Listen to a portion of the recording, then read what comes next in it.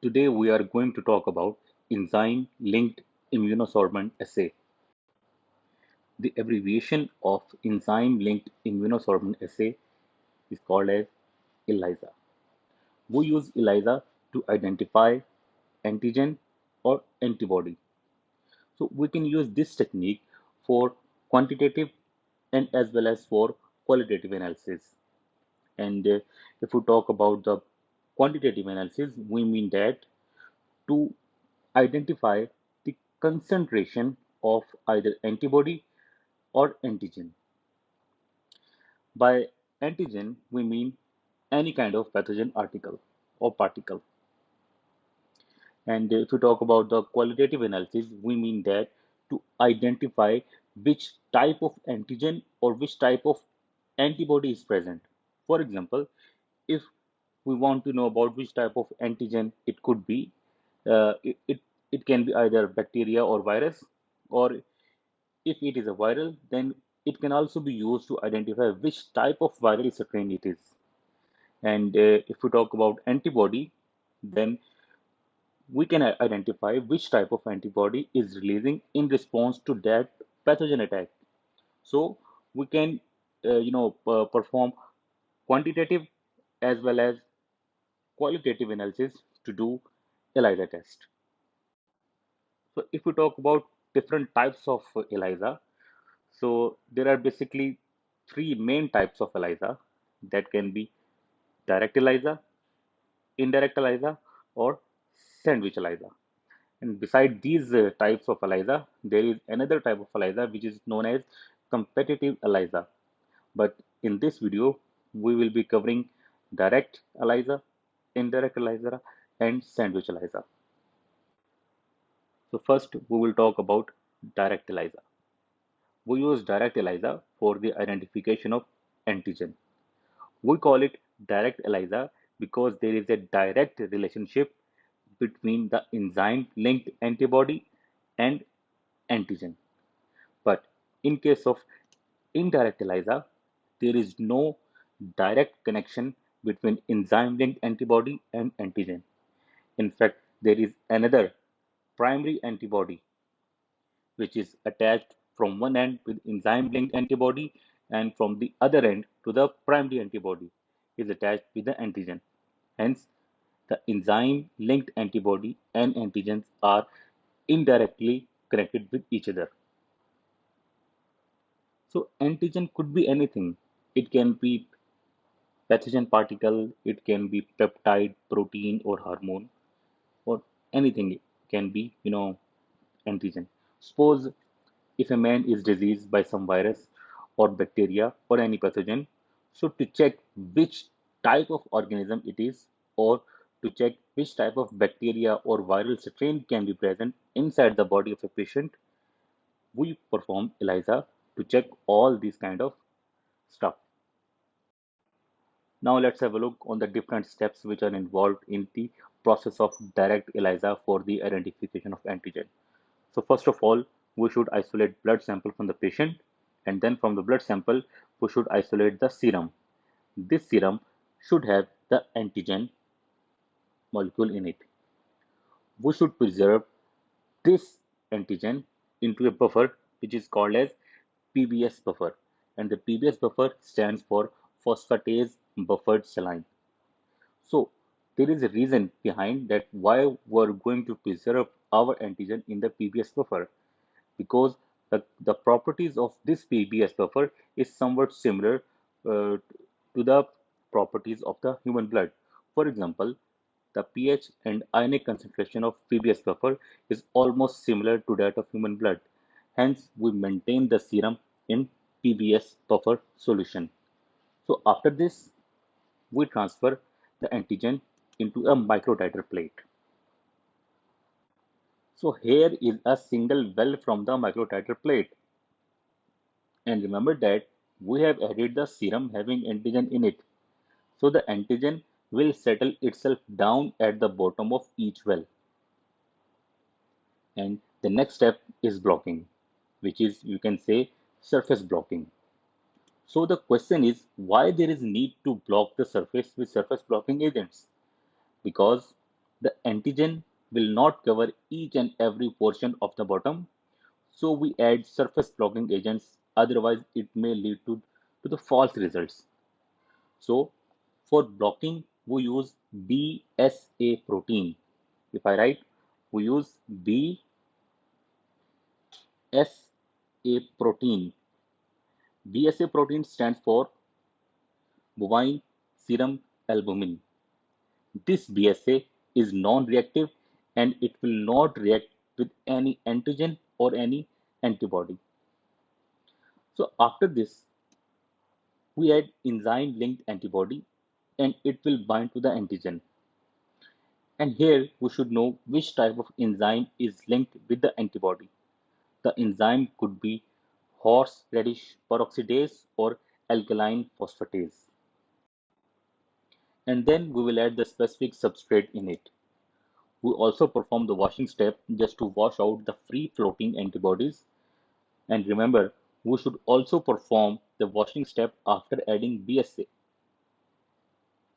So after adding the substrate into the well, then there will be a reaction between this substrate and the enzyme, and this reaction will produce inflorescence into the well here, or you can say something, a colorful product like this, and this color will be subjected to further analysis.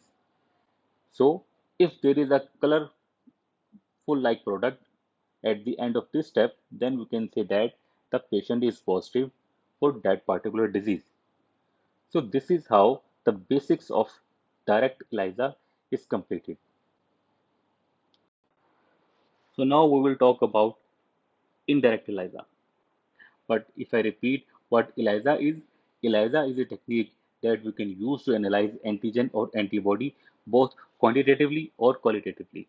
So for the detection of antibody, we use indirect ELISA. So why we use indirect ELISA?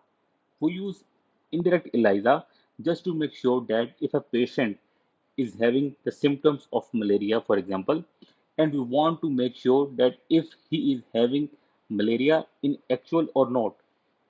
So for this, first we take blood samples from the patient and then we isolate the serum from the blood. And then if there are antibodies against any viral or bacterial diseases, then we can say that the patient is positive for the disease.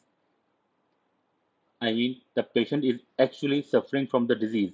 And if there are no antibodies against that invader, then we can say that the patient is negative and the person is not suffering from the diseases. So this is why we perform indirect ELISA just to check or detect the presence of antibodies. So now let's have a look on the different steps which are involved in the indirect ELISA. So to perform the indirect ELISA, we should use a microtiter plate. And in the market, there are ready-made kits having specific microtiter plate for the specific disease are available.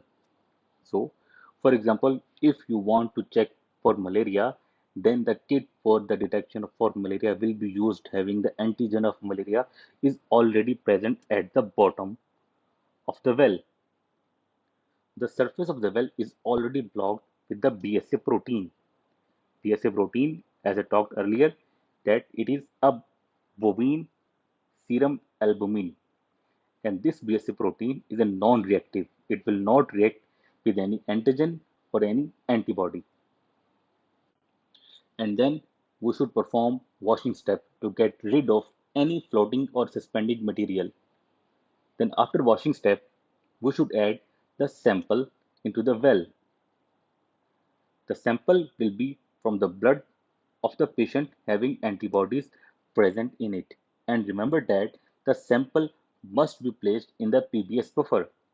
And as I talked earlier, the properties of PBS buffer is somewhat similar to the properties of the human blood. So as we add the sample in the well, then the antibodies will bind with the specific antigen, and these antibodies are now called as primary antibodies.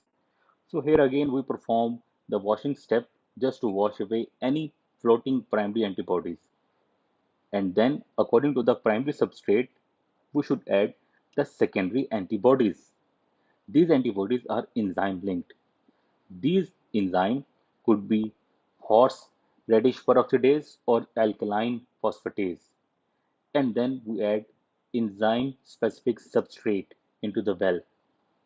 Then there will be a reaction between enzyme and substrate, which again produce some colorful like solution. So the presence of the colorful product will tell us that the patient is positive for malaria. And if there is no specific colorful product at the end, then we can say that the patient is negative for malaria. So now let's have a look on the third type of ELISA, which is known as sandwich ELISA. We use sandwich ELISA for the detection of antigen. Antigen could be anything. It can be any pathogen particle such as viral or bacterial protein, or even hormone can also be considered as antigen. We again use microtiter plate to perform the sandwich ELISA. So first, we coat the well with the capture antibody. These antibodies attaches at the bottom of the microtiter plates well. So the question is why we call them as capture antibody. We call it a capture antibody because it captures the antigen. So these capture antibodies are specific to our target. And then after this, we perform the washing step just to eradicate any floating or suspended antibody. And then we will add the blocking agents, followed by the addition of samples into the well. The samples could be serum, and then our protein of interest will bind with the capture antibody. And in this video, the protein of interest is shown with black color circles.